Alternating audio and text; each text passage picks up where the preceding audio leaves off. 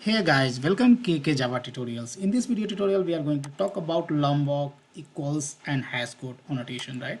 This annotation basically we can use to generate a equals and hash code method for our Java class, right?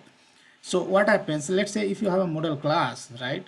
Then you can generate equals and hash code using IDE, right? Most of the IDE support you to generate the equals and hash code. Go to the source, and here you can right click and go to the source, and you have option generate equals and hash code, and here you can select the fields. Let's say I don't want to include a salary to generate my equals and hash code, so I have deselected, and when I click on generate, it will generate the equals and hash code. So here you can see basically it uses the basically class fields, right, to generate the equals and hash code, right?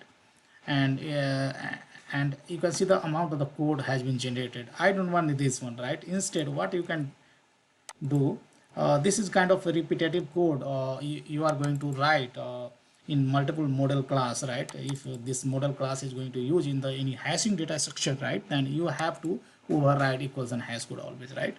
So I don't want to write a code for equals and hash code. Rather, I will use Lombok annotation that is called equals and hash code, right? Once you write equals and hash code, then here you can see hash code and equals method has been generated.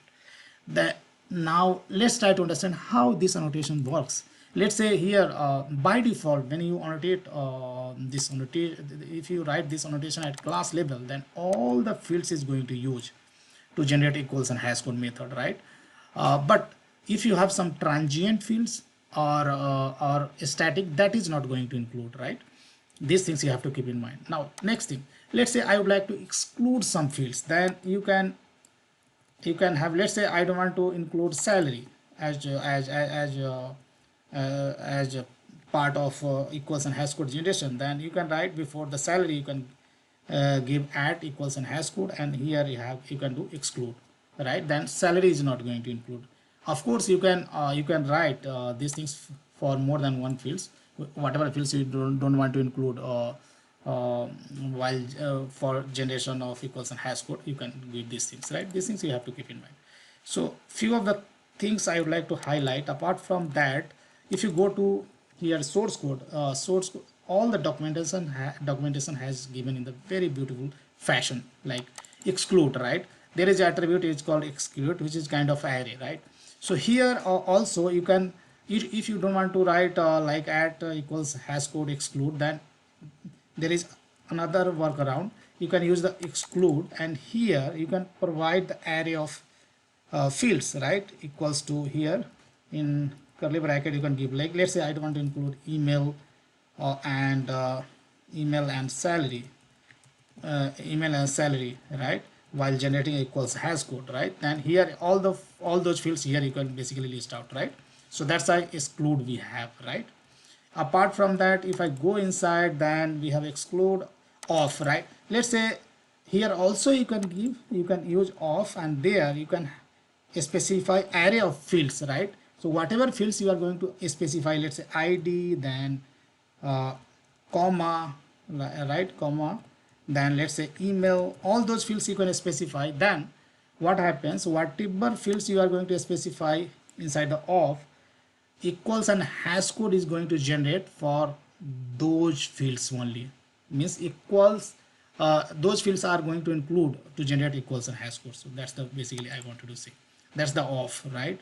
Then superclass, right? Superclass also you can give either true or false. By default it is false. So if you give the superclass as true, then it will call the superclass implementation of equals and hash code before calculating for the fields of this class, right? That's the use of this.